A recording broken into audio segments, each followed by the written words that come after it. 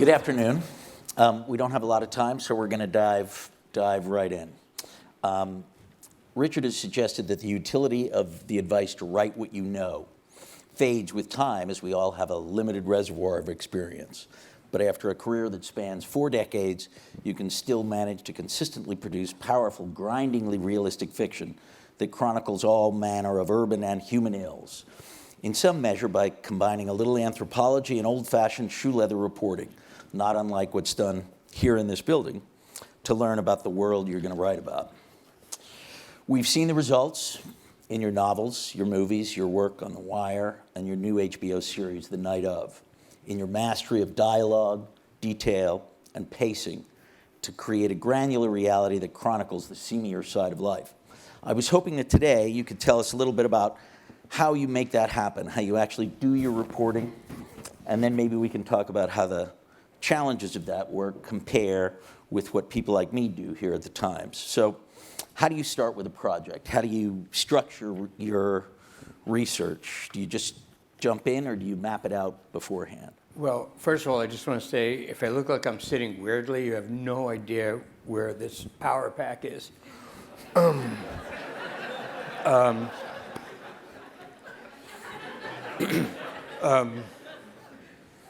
feel like Trump.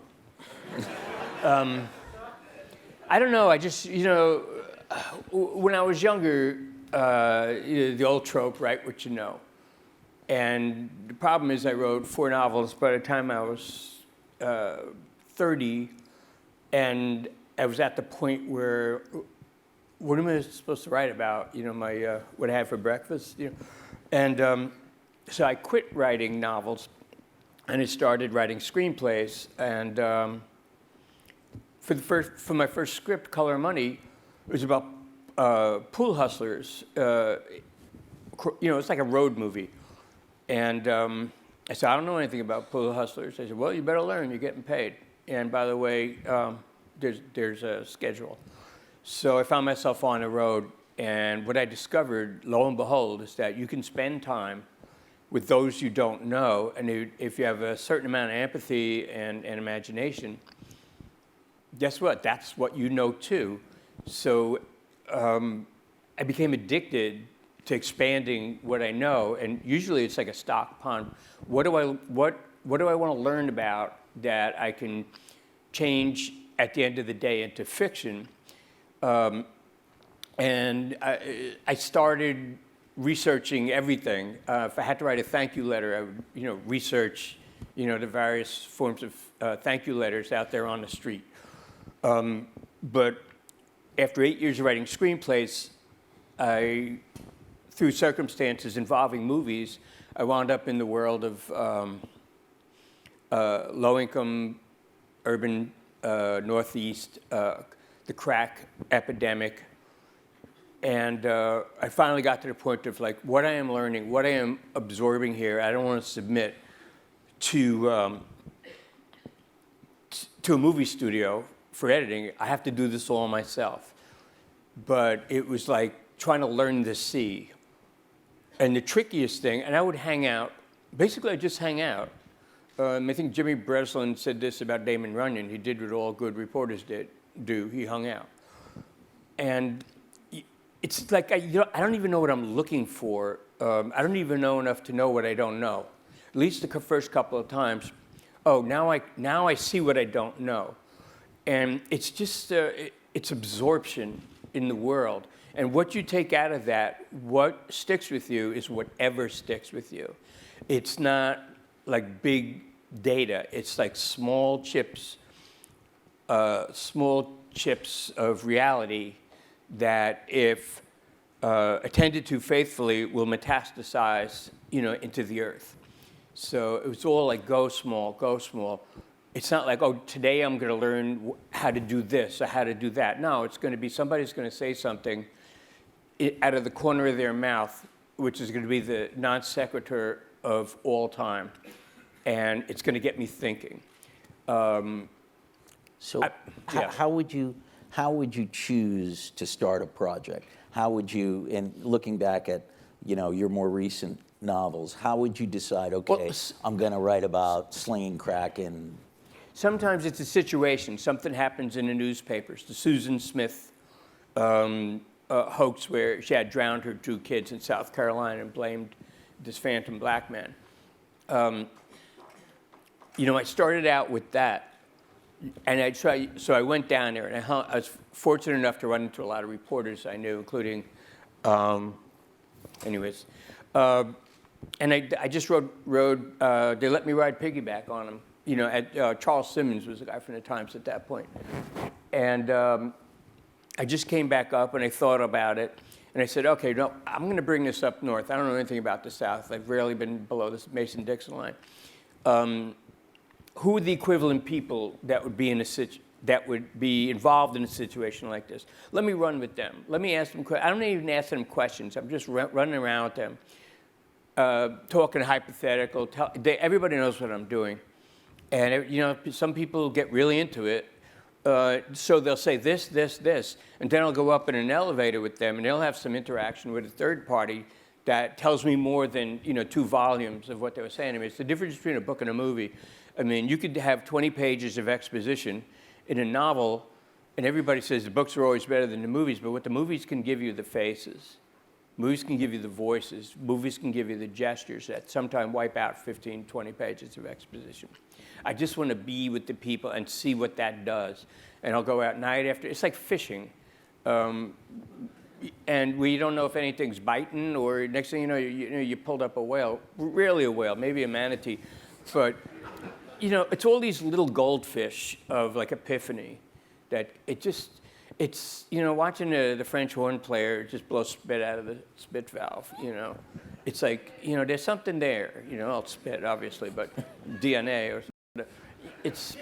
The fact, here's the dirty secret. I don't like to write. I'd so much rather hang out and call it, field work or research.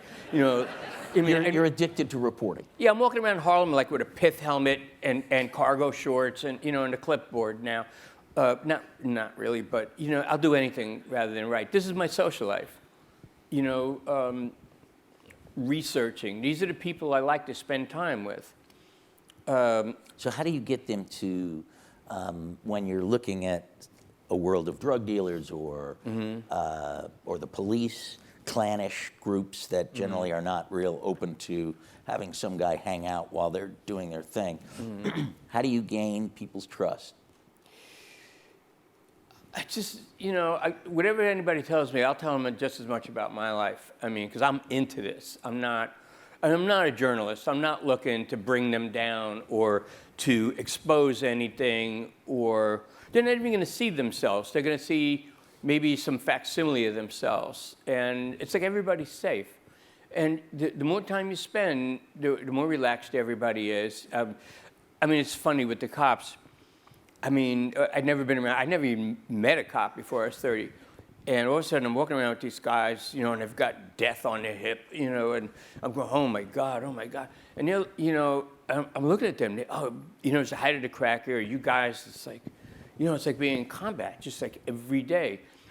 And they're looking at me, and they're going, and they know I write movies, and so I'm asking them all these questions about, what do you do in this situation? And they look at me and they say, let me ask you a question. When you're working with him, do you call him Bob, Bobby, or Mr. De Niro? And it was like, it's like a mutual, like, who cares about what I do? Look what you do. Yeah. The celebrity brings the name to a degree. It's just being good company, and exposing your own neck and being honest. Everybody knows what I'm doing, and how many people, it's not just cops, as any reporter knows this. The first thing you have to do is get someone to start talking. The second thing you have to do at some point is get them to shut up. And I'm not going to do that. Well, it's like this. How many times in someone's life does an individual come up to that person and say, I am really interested in your life. I am interested in what you do, how you do it, how you make it through the day. How many times in anybody's life do they ever get asked that question? Especially poor people, especially... Yeah, especially people that just never... they feel like they're invisible. the funniest thing was I was set up with a drug dealer by some guy in the Hudson County Homicide Squad when he heard us. I went to write about the crack world about 1989. He said, well, you don't know anything about crack. Let me call a guy. And see, he calls a guy on his page. The guy comes in. You know, he's a mid-level drug dealer in Jersey City. The cop that called him in has an arrest warrant in his pocket, which would make him a 3-time loser. And so you go like this and say, you're my informer, and this goes back in my pocket. This guy had to do anything, this cop said. He had one pager for his customers, another, you know, for the narcotics squad. But this is a homicide guy. This guy was a hustler. And so he sets me up, hooks me up with a guy looked like Superfly, Ron O'Neal. You know, it's like, guys going, yeah. I hear these two guys talking, and they're talking about. Everybody went to high school with everybody. The cops, you know, the bad guys, the middle guys. It's a small town, Jersey City, and they're talking about all these. Hey, you ever see the Robinson brothers? Oh no, they got the package. They're gone, like AIDS. And they say, how about this? Oh, he's gone too. And these two guys went down memory lane, discussing, you know, who got the virus and who's dead. It was like AIDS was like the crime fighter of all times. And I listened to these guys for 20 minutes. I don't care what they're going to show me after that. Just listening to this conversation told me so much. But when I'm finally alone with this big badass drug dealer at the car, he says, "What are you up to?" I said, "Well, look, I'm writing a novel. There's a guy like you in the book. I just want to know how a guy like you makes it from dawn to dusk and from dusk back to dawn. You know, I just don't know how you live." And he looks at me and he says, "You want to know how I live? I tell you, well, somebody should write a book." I said, "Well, if you listen to the original part of this question," he looks at me, he opens his door, he says, "Get in." And, you know, I'm running with the guy for 4 months. And, you know, the big stuff, you know, the big drug deals, everything, that's like pull quotes. I mean, it's the subtle, nuanced textures. A guy had a TV in his car. This is 1980, a TV in his car, plugged into his cigarette lighter. Here's this big badass drug dealer, and you know he's driving like this on Martin Luther King Boulevard, and he's watching The Years of Our Lives. You know, and I go, please don't crash. Yeah, I mean, it's just this is the stuff. This is the stuff that breathes for me, and will create spores, you know, that will just go into a big thing. It's all about the small stuff. And have you ever had experiences where you see something that is so good, whether it's an incident, an interaction between people, a conversation, a moment that is so good that it goes right into the book. So good I can't steal it, or no, so good that you represent it. No, well, you know, every once in a while you hear a snatch of dialogue, but fact of the matter is, so you can go out. You can have compulsive stenography pads up to here like Rain Man, you know. But the fact of the matter is, once you start writing, 90% of it is all made up. You know, they were like my talismans, you know. So every time I looked at them, it was just a visual reminder that, you know, I know enough to lie plausibly. You know, I'm not a reporter. This is not the truth. I'm making stuff up. You know, I just want to. My standard is someone who does or is the type of people in this book and who know this from life 24/7 would read my book or see the movie, see the show, and not turn off the TV, walk out of the movie, or close the book and saying, "I spent all this time with this guy, and this is what he learned." You know, I mean, that's the guy that I'm writing for. That's the woman I'm writing for. You know, and you know, if I can make them happy, everything, I'm good. Have you ever had to scrap a project because you couldn't get access, or you hit a dead end, or the way that you thought it was going to go? I scrapped progresses because I thought when I was younger, write what you know, and I found myself scrambling for something I knew.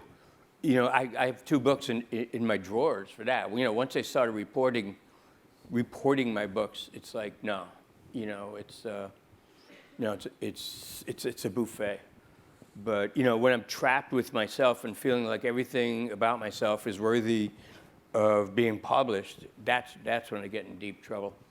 Have you ever had a situation, be it on the street or elsewhere, where you found yourself either afraid or looking at a situation? You do that stuff, you have war stories, but I mean, they're really nothing. They're just stuff to dine out on, or we have 8 minutes and 3 seconds. So I don't have time, but nothing big deal. Just, it's just something to entertain a dinner party. But I'm here. Well, this is like a big dinner party. No, just kidding. All right, I think it's a actually, quick dinner party. Given the time, I think we're gonna go to questions. So, yeah, go ahead in the front. How has the city changed for you over this? Okay, the question was, how has the city changed for me? Once you move, and you're in a different city. I mean, you can move 11 times to Manhattan and you're 11 different cities.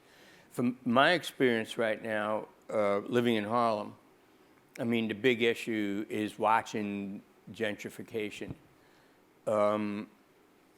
And that eternal argument, whether is this good for Harlem or bad for Harlem? I mean, in my opinion, I'm one of the whiteys up there. I can't fake that. But the big picture is, it's like everything that's happening now in Harlem, everything that's being built in Harlem is with someone like me in mind, preferably 30 years younger than me. It's not, the people who've been, the born here's, they're looking around, they see the new restaurants, they see high rises going up, and they see new trees planted. They know it's not for them. It's not for them. It's like you're in the way. And, a detective once said to me, the two greatest crime fighters in the world are sheetrock and cranes. And the point is, yeah, you're pushing people out, but the assumption is you're cleaning up some very good and decent people who have just been workers and raising families all their lives. The thing is, those people don't make the newspapers because, kid graduates from high school with a B- average. Where's that going to fit into the Times? Someone gets killed or kills someone, you get a little mention. If you kill someone white, you get a big mention. And a lot of rock solid people. It's like it's like white people discovered Harlem, like Europeans discovered America, and the Indians are going, really? What are we standing on? Cream cheese? So it feels a little bit like that. So whatever's quote unquote exciting and new is a little bit of a death knell. And if there was just more balance, for example, the Abyssinian Church, I think, sold off property at 125th and Lexington, which is some kind of path mark or something like that. It's the only place in Harlem where you could really get decent, fruit and vegetables, Well, that's getting closed down. Extel owns the land. They're probably going to build a high-rise there. So, yet on the other side of Fifth Avenue, they're building a Whole Foods. I mean, who not be able to get, a stalk of bananas on 125th Street can afford? You got to save up to buy a banana in Whole Foods. Whole Foods is not for them, and it's loud and it's clear, and you can say, well, Whole Foods has nothing to do with Extel and it's selling a Pathmark. But that's what's happening. I heard a tour guide in Harlem who had a bunch of Midwesterners that look like, or possibly Scandinavians. I don't know if you can tell, and she's standing there. Well, this is the Apollo Theater, and Michael Jackson, blah blah blah, and James Brown, blah blah blah. And then she said,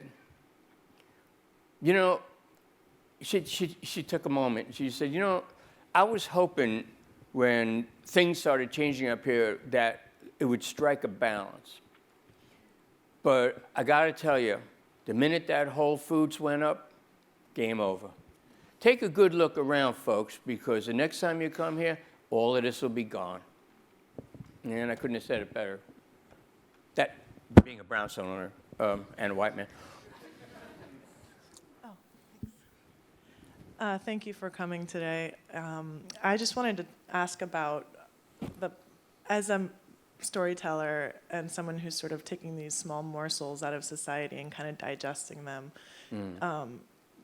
what impact do you feel like your stories have on those communities that you're engaging with? Or do you feel like they're transforming society? I guess we do have a lot of media makers at this conference, and I was thinking about why that is, because I think today, especially, stories are really shaping reality from the media, the newspapers. Unfortunately, not much. I mean, the thing is, I don't tell, when I write something, I don't tell people what to think. It's not a polemic, it's not a tract. It's like I'm bearing witness. I'm not saying, this cop's bad, well, this guy deserved it, or something like that.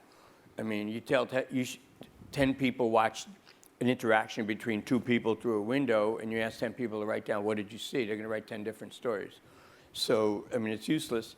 So, I mean, it's kind of like this in a nutshell. You do your best to write about people that are relatively invisible. You try to de-demonize, the avatars of urban villainy out there.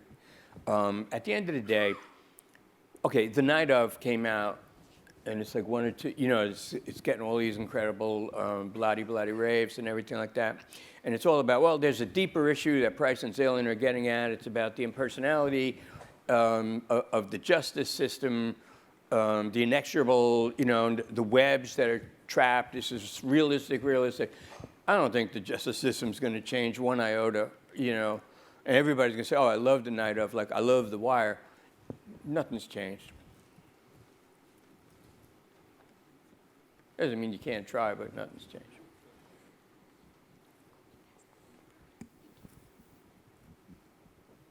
I want to commend you for your description of what's going on in Harlem. I think from your point of view and from you saying it, it's a lot more understandable or listened to versus from the people who live there. And when you talk about the work in The Wire and what impact that might have had on Baltimore, when you talk about hanging out with people in Harlem and living there now, what do you think, from what you know, and you've learned a lot, what do you say is the role of white people in Harlem being able to help to strengthen the neighborhood for the people who are there? And one of the things, in my profession, I actually built the Pathmark, helped build the Pathmark with Abyssinian and left before it was sold. But the important part now is that we never built it just for the black people there. We knew the whole idea was that nonprofits did what the market would not do. Mm-hmm. The speed of the market was something that we did not anticipate, but thinking that people who moved in and with civic engagement would be there to help strengthen the neighborhood for everybody.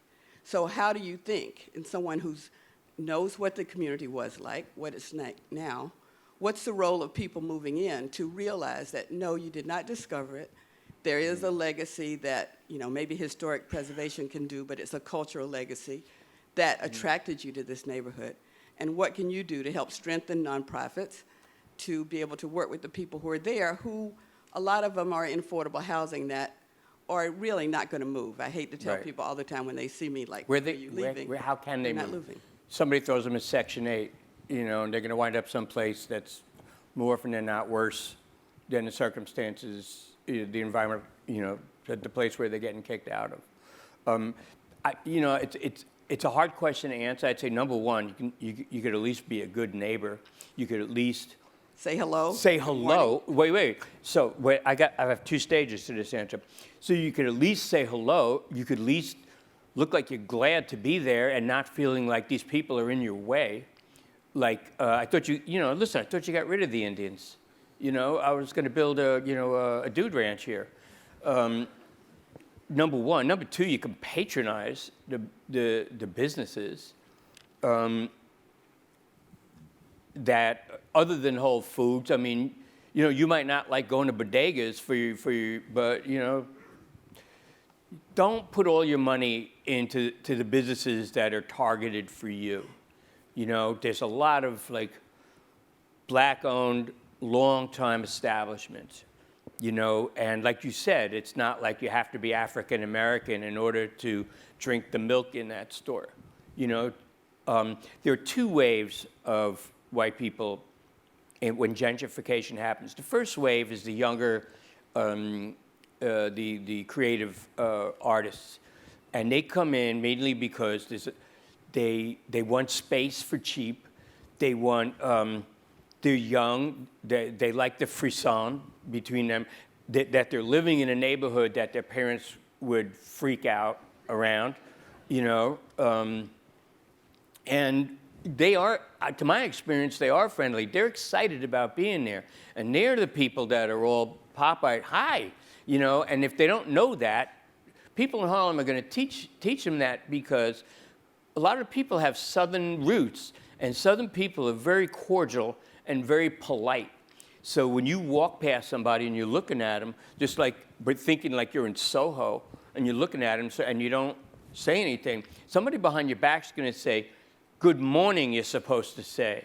And you're going to jump 10 feet in the air and fall all over yourselves trying to say, oh, good morning, I'm so sorry. And then you're going to learn how to say good morning, and you're going to learn how to say good night, and you're going to, somebody's looking at you, you nod at them, you don't pretend they don't exist. You got to learn manners in Harlem, believe it or not. And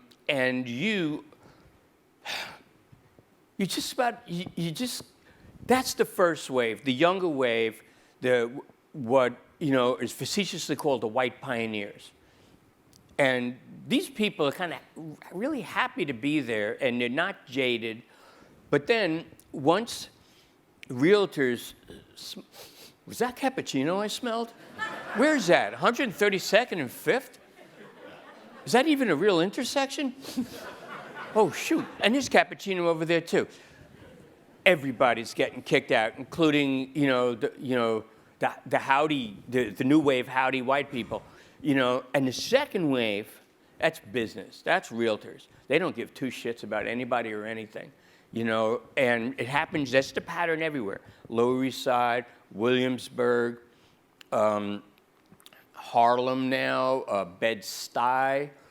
The second wave of people going in there have no interest in making friends. They want to tear down and build, and not for the people who's lived in the buildings that they tore down for. And so step one, be a good neighbor. Step two, patronize businesses that were there a hell of a lot longer than you were. Step three, do what you can. Be a part of the neighborhood. I mean, my wife's been working in a food pantry at All Saints Church for 3 years now. I've been, whatever you do, just be a good guy, just have a heart. Well, that's a good place to end. I'm afraid we're way out of time. So, Well, the other guy was too. Thank you.